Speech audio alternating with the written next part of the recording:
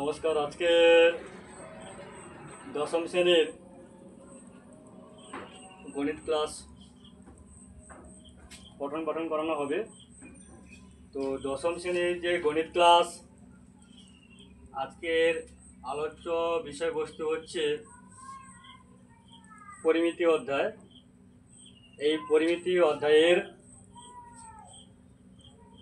আমরা শঙ্কু অর্থাৎ লম্ব বৃত্তাকার শঙ্কু সম্পর্কে আলোচনা করব। লম্ব বৃত্তাকার শঙ্কু আলোচনা করার আগে যে শঙ্কু আমাদের কীরকম জিনিস, অর্থাৎ বাস্তবে শঙ্কু সম্পর্কে আমরা কোন কোন জিনিসকে বুঝি। শঙ্কু দেখো, আমরা অর্থাৎ যে কাপা বলি, অর্থাৎ তেল মাপার যে একটা চুঙি কাপা, সেটা শঙ্কু টাইপের। কলার মোচা শঙ্কু টাইপের। বিশেষ করে বরের টোপর অর্থাৎ বরযাত্রী যে টোপর যে আকৃতি, সেটাও শঙ্কু।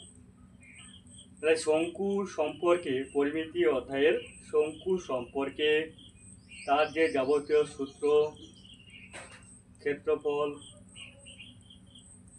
তার ঘনফল যা যা আছে সেইগুলো সম্পর্কে আজকে আলোচনা করব। তাহলে চলে আসছি মূল পর্বে। তো শঙ্কু সম্পর্কে আমরা জেনে নেই আজকের বিষয়বস্তু সর্ববিস্তারে, যে শঙ্কুটা আমরা কীভাবে করবো, তাই না? দেখো, তাহলে শঙ্কু দেখো, প্রথমে যে ছবি আঁকি আমরা, এই ছবিটা হচ্ছে শঙ্কুর চিত্র। এই ছবিটা কার চিত্র? শঙ্কুর চিত্র। এই যে আমরা উদাহরণ দিয়েছিলাম, বাস্তব উদাহরণ, যে বরের টোপর। এটা টোপর যদি মাথায় এখানে পড়া হয়, এই জায়গাটায় বরের টোপর বলা হচ্ছিল। শঙ্কুর প্রথমে যদি আমরা বলি, কি বলবো না, তল। শঙ্কুর কি বলবো? তল বলবো। কয়টা তল আছে? শঙ্কুর দুটো তল। এইটাকে কি বলা হবে? এইটাকে বলা হবে সমতল। কোনো প্লেন জায়গায় রাখা হয় যে জিনিসটাকে, তাই কি বলা হবে? সমতল। এইটা সমতল। এইটা কি বলা হবে? বক্রতল। তাহলে কটা তল হলো? দুটো। অর্থাৎ এইরকম যে তলটা আছে, এইটাকে কি বলা আছে? বক্রতল। শঙ্কুর দুটি তল পেলাম। কটি তল পেলাম? দুটি তল। এই তলটাকে আরেকটা বলা হয়, কি বলা হবে? ভূমিতল বলা হবে। অর্থাৎ যে তলটা মাটিতে লেগে থাকে সেটা ভূমিতল বলা হবে। এই তলটা দেখো, ভূমিতল কিরকম দেখতে? একটা বৃত্তাকারের মতন। ভূমিতল কিরকম দেখতে? বৃত্তাকার। ভূমিতল দেখতে বৃত্তাকার। আচ্ছা, বৃত্তাকারে আমরা জানি এক প্রান্ত থেকে অন্য প্রান্তের যে রেখা আছে তাকে কি বলবো? ব্যাস। এবং কেন্দ্রবিন্দু থেকে অন্য প্রান্তের দৈর্ঘ্যকে কি বলবো? ব্যাসার্ধ। এইটা হচ্ছে ব্যাসার্ধ, অর্থাৎ আর। এবং ব্যাসার্ধের কেন্দ্রবিন্দু থেকে বরের শীর্ষবিন্দু পর্যন্ত যে রেখা টানলাম, এটা কি বলা হবে? উচ্চতা। একে আমরা কি বলবো? উচ্চতা। অর্থাৎ ব্যাসার্ধের কেন্দ্রবিন্দু থেকে, অর্থাৎ এই যে ব্যাসের কেন্দ্রবিন্দু ব্যাসার্ধ থেকে, আর উপরে এখানে কি বলা হচ্ছে? বরের টোপরের শীর্ষবিন্দু পর্যন্ত রেখা কি বলা হচ্ছে? উচ্চতা। এইবার দেখো, বরের টোপরের দুই দিকে এইরকম যে প্রান্ত আছে, রেখা আছে, এই প্রান্ত রেখার নাম কি বলা হবে? তির্যক উচ্চতা। এইটার নাম কি বলা হবে? তির্যক উচ্চতা। অর্থাৎ আমরা এই লম্ববৃত্তাকার শঙ্কুর, তাহলে কি জানলাম? লম্ববৃত্তাকার শঙ্কু, লম্ব বৃত্তাকার শঙ্কু। এই লম্ব বৃত্তাকার শঙ্কুর অধ্যায়ে আমরা পড়ছি। এই লম্ব বৃত্তাকার শঙ্কুর যে চ্যাপ্টারটা, এই চ্যাপ্টার আমরা কি জানলাম? তল কটা? দুটি। নিচের তলটাকে বলা হয় ভূমিতল, পাশের তলটা কি বলা হবে? বক্রতল। এবং এখানে যদি নামকরণ যদি দেই, অর্থাৎ এটা এ বি সি, এটা ও, অর্থাৎ সি থেকে ও সি থেকে ও, সেটা কি হলো, সি থেকে হলো উচ্চতা, উচ্চতা। আর 4 নম্বর কি বলা হচ্ছে, ও বি বা এ ও, এটা কি বলা হচ্ছে, ব্যাসার্ধ। এটা কি বলা হচ্ছে, ব্যাসার্ধ। এবার দেখো সি এসি অথবা বিসি, 5 নম্বর বলা হচ্ছে এসি অথবা কি বলা হচ্ছে বিসি।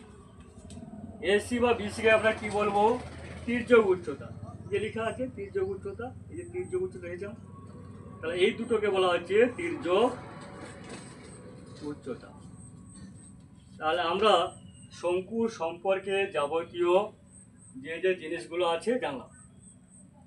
কি কি জানলাম, শঙ্কুর কটা তল, উচ্চতা কোনটা, তির্যক উচ্চতা কোনটা, আর এই যে চিহ্ন বলা, এই সম্পর্কে মোটামুটি তোমাদের ক্লিয়ার হলো। তল, ভূমিতল, উচ্চতা, ব্যাসার্ধ, তির্যক উচ্চতা, এই পর্যন্ত ঠিক আছে। নেক্সট পার্টে আসি। নেক্সট পার্টে দেখো, আমরা আজকের এই যে লম্ববৃত্তাকার শঙ্কু অধ্যায়টা পড়াচ্ছি, এই লম্ববৃত্তাকার শঙ্কুর অধ্যায়ের এবার আমরা চিহ্ন সম্পর্কে জানবো। চিহ্নটা কি, এই যে উচ্চতা বলছি সিও, এই উচ্চতাকে আমরা এই দিয়ে প্রকাশ করব। সিবি বা বিসি আর এসি, বিসি আর এসিকে আমরা কি বলবো, এল দিয়ে প্রকাশ করবো, অর্থাৎ তির্যক উচ্চতা। এইটাকে আমরা উচ্চতা, এটা তির্যক উচ্চতা, তির্যক উচ্চতা। এইটা হচ্ছে ব্যাসার্ধ। আর ভূমিতলের যে ক্ষেত্রফলটা কিরকম হচ্ছে, বৃত্তাকার, তাহলে হচ্ছে ও বি বা ও এ, এটা কি হবে, ব্যাসার্ধ। একে কি দিয়ে প্রকাশ করবো, আর দিয়ে। তাহলে চিহ্ন বোঝা গেছে, এইচ এল আর, এইটাকে আর বলা আছে, এইটাকে এইচ বলা আছে, এটাকে এল বলা আছে, এটাকে এল বলা আছে। তাহলে আর এই দুটো এল, এটা এইচ, বোঝা গেছে। এরপরে আসছি সূত্র সম্পর্কে। এরপরে আসবো আমরা সূত্র সম্পর্কে। প্রথমে আমরা সূত্র শিখব। কি কি সূত্র শিখবো, প্রথমে বক্রতলের ক্ষেত্রফল।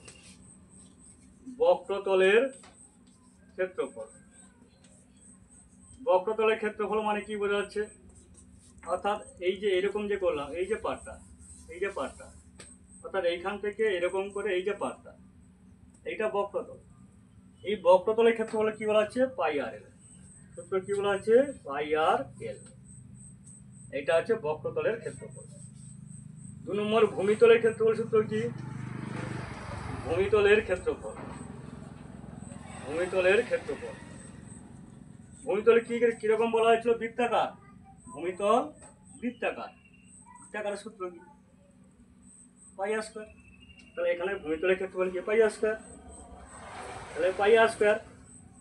এইবার যদি আরেকটা 3 নম্বর প্রশ্ন যদি বলা হয় সমগ্র তলের ক্ষেত্রফল, সমগ্র তলের, সমগ্র তলের ক্ষেত্রফল, সমগ্র তলের ক্ষেত্রফল কি হবে, সমগ্র তল মানে কি বোঝাচ্ছে, সমগ্র তল মানে কি বোঝাচ্ছে, এটা বক্রতল আর একটা ভূমিতল, এই দুটোকে মিলে হচ্ছে সমগ্র তল।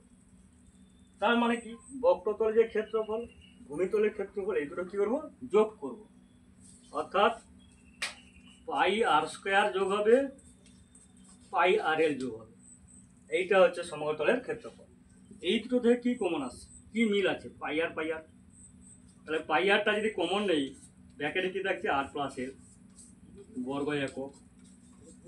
এইটা হচ্ছে তোমার সমগ্রতলের ক্ষেত্রফল। তাহলে সূত্র কি কি জানলাম, বক্রতলের ক্ষেত্রফল, ভূমিতলের ক্ষেত্রফল, সমগ্রতলের ক্ষেত্রফল। এরপরে আসছে দেখো আর একটা 3 নম্বর, 4 নম্বর হচ্ছে আয়তন। 4 নম্বর কি শিখবো, আয়তন শিখবো। অর্থাৎ এই যে ঘনবস্তু, এই ঘনবস্তু কি, লম্ববৃত্তাকার শঙ্কু। এই ঘনবস্তুর এর ভিতরে কি ধরনের বায়ু আছে, কি ধরনের পদার্থ আছে, কত পরিমাণ পদার্থ থাকতে পারে, সেটা হচ্ছে আয়তন। সেই আয়তনটা সম্পর্কে কি সূত্র আছে, 1/3 পাই আর স্কয়ার এইচ, 1/3 পাই আর স্কয়ার এইচ। তাহলে কি কি জানলাম, বক্রতলের ক্ষেত্রফল পাই আর এল, ভূমিতলের ক্ষেত্রফল পাই আর স্কয়ার, সমগ্র তলের ক্ষেত্রফল পাই আর স্কয়ার যুক্ত পাই আর এল, আয়তন হচ্ছে 1/3 পাই আর স্কয়ার ইঞ্চি। এই কয়েকটা সূত্রের সাহায্যে আমাদের দশম শ্রেণীর পরিমিতি অধ্যায়ের লম্ববৃত্তাকার শঙ্কু চ্যাপ্টার সমস্ত রকম অঙ্ক আমরা বা গণিত সলিউশন করতে পারবো। আজকের আমরা এই সূত্র সম্পর্কে জানলাম। পরের ক্লাসে কোনো গণিত নিয়ে আলোচনা করা হতে পারে। আজকের এই পর্যন্ত। তোমাদেরকে সবাইকে ধন্যবাদ। নমস্কার।